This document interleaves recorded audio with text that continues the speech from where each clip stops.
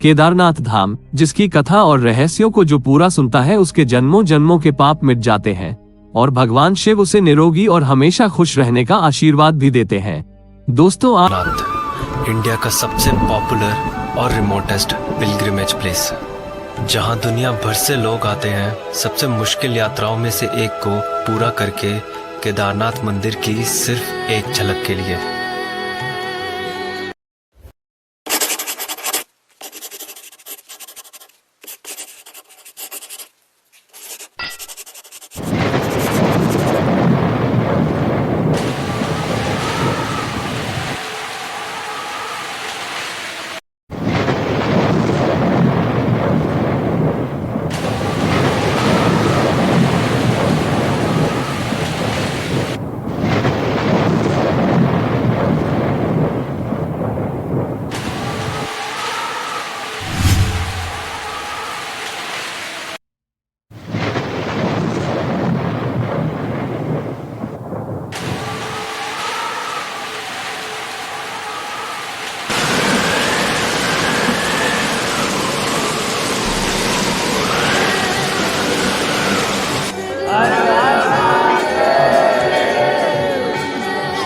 यहाँ की हवा में ही एक कामनेस और प्योरिटी है जो यहाँ पहुँचते ही,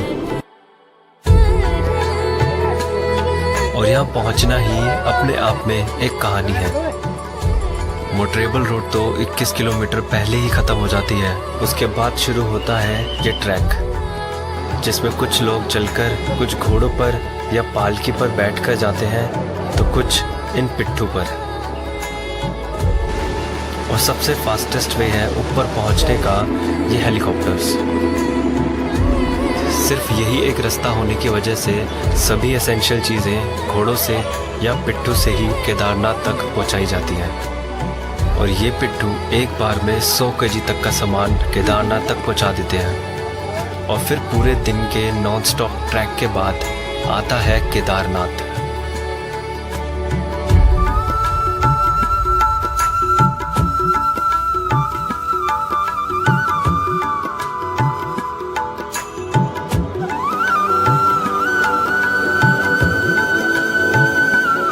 मंदिर के पीछे सिवाय इन ह्यूज हिमालयन पीक्स के और कुछ नहीं है, और ये बैकड्रॉप ही इस मंदिर को इतना स्पेशल बनाता है।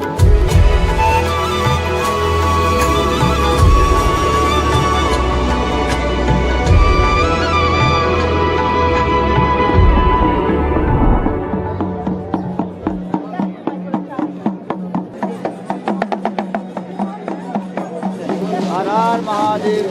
जा कुछ दक्षिणा खिला देता जा।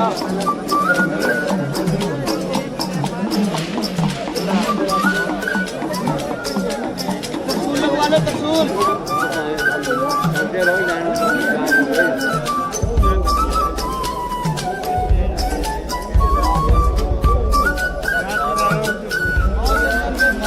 हर हर महादेव।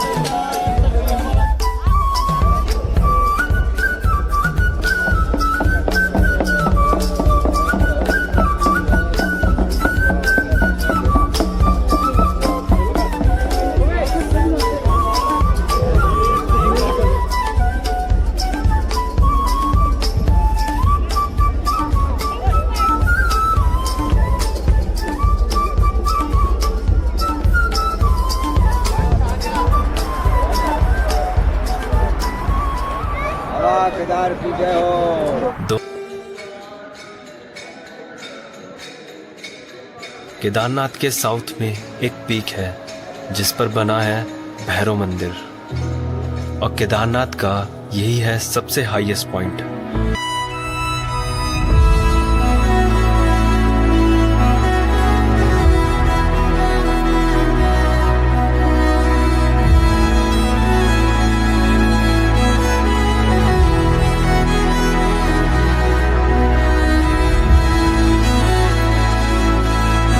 तो आप केदारनाथ जरूर जाना।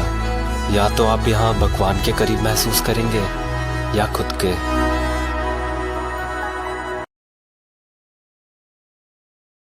2013 में केदारनाथ में आई प्राकृतिक आपदा के बारे में कौन नहीं जानता। यह आपदा इतनी भीषण थी कि लगभग 1000 से ज्यादा भक्तों की मृत्यु हो गई थी और केदारनाथ जाने का मार्ग पूरी तरीके से तहस नहस हो गया था।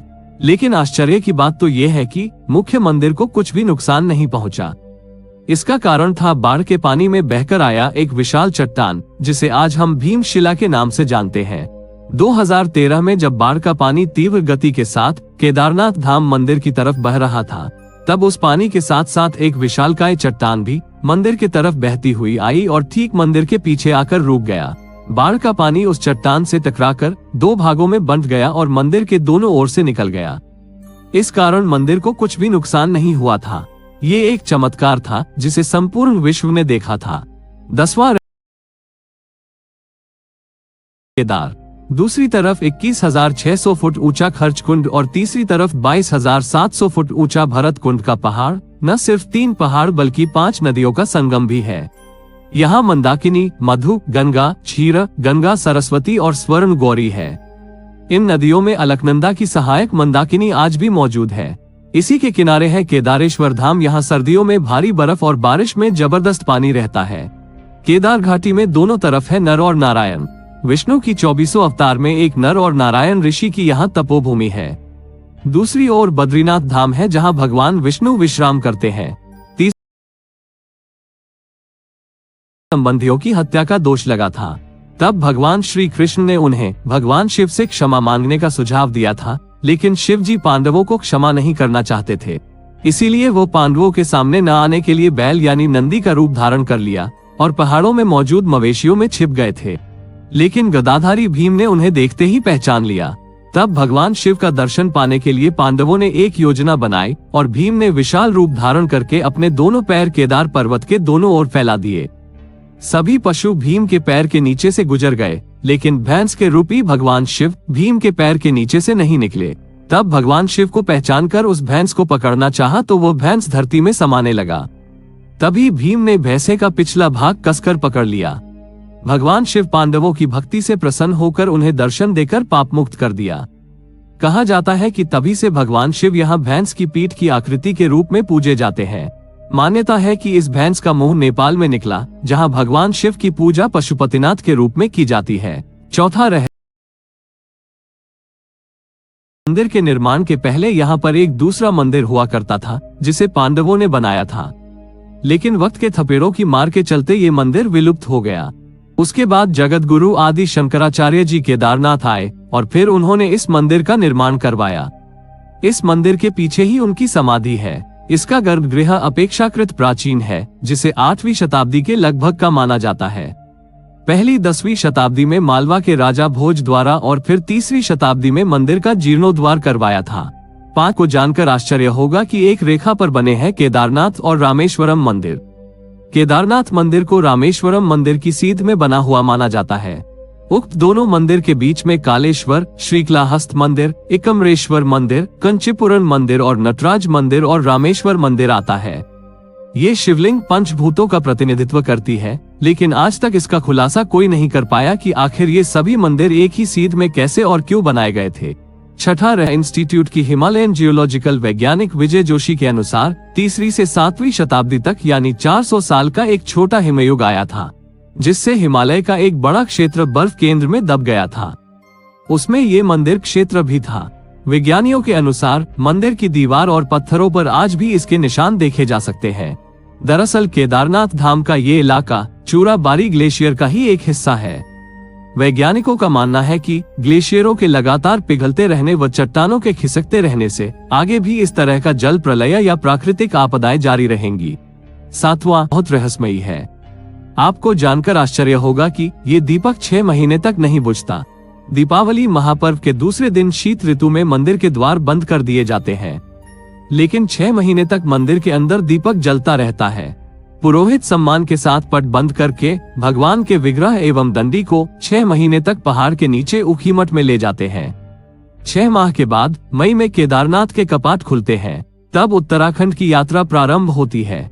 6 माह तक मंदिर और उसके आसपास कोई नहीं रहता, लेकिन आश्चर्य की बात यह है कि 6 माह तक दीपक भी जलता रहता है और निरंतर पूजा भी होती रहती है। कपाट खुलने के बाद ये भी आश्चर्य का विषय है कि वैसी की वैसी सफाई भी यहाँ मिलती है जैसे कि मंदिर को बंद करते वक्त छोड़ा गया था। 8वां दोस्तों, आज से कई सालों पहले एक आदमी केदारनाथ धाम में भगवान शिव के दर्शन करने आया। वो जिस वक्त आया उस वक्त केदारनाथ धाम के कपाट बंद होने वाले थे। उसने पुजारी से भोलेनाथ के दर्शन करने की इच्छा जाहिर की, परंतु पंडितों ने ये बोलकर उसे मना कर दिया कि केदारनाथ धाम अब 6 महीने के लिए बंद कर दिया गया है। ये सुनते ही वो भक्त बहुत दुखी हो गया, परंतु उसने अपने मन में ये संकल्प लिया कि जब तक वो केदारनाथ धाम के दर्शन नहीं करेगा वो यहाँ से हिलेगा तक नहीं। वो भूखे प्यासे बर्फ के ऊपर बैठा रहा। रात हुई और थोड़ी देर के बाद एक साधु उसके पास आया और उसने कुछ खाने के लिए उस भक्त को दिया और फिर उस साधु ने उसके सर पर हाथ फेरा। ये करते ही उस भक्त को नींद आ गई। वो भक्त जैसे ही उठा तो देखा कि कुछ पंडित केदारनाथ मंदिर का दरवाजा खोल रहे हैं। ये देखकर वो मंदिर की तरफ भागा और पंडित से जाकर बोला कि आपने तो बोला था कि अब मंदिर के कपाट ठीक 6 महीने बाद खुलेंगे, लेकिन आपने तो एक ही दिन में इसे दोबारा खोल दिया। ये बात सुनते ही उस पंडित के होश उड़ गए। उस पंडित ने उस भक्त को गौर से देखा और कहा, तुम तो वही भक्त हो ना जो 6 महीने पहले आए थे और दर्शन करना चाहते थे। उस भक्त ने बोला कि हाँ मैं वही हूँ, पर आपने तो कल ही मंदिर के दरवाजे बंद किए थे, लेकिन 6 महीने के बाद आप क्यों बोल रहे हैं? पंडित ने पूछा कि मंदिर के दरवाजे बंद होने के बाद तुम्हारे साथ क्या हुआ था, पहले तुम ये बताओ।